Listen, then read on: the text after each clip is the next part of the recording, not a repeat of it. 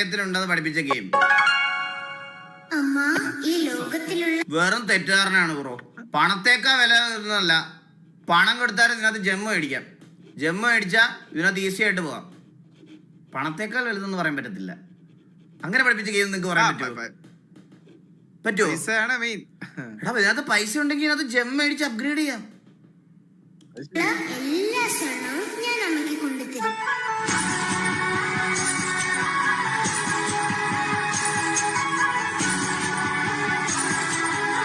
പക്ഷെ പൈസ ഇല്ലാത്ത നമുക്കിത് ക്ഷമയായിരുന്നു. അത് ശരിയായിരുന്നു ആ സമയത്ത്. സത്യമായിട്ടും ക്ഷമ പഠിപ്പിച്ച കളിയാണ്.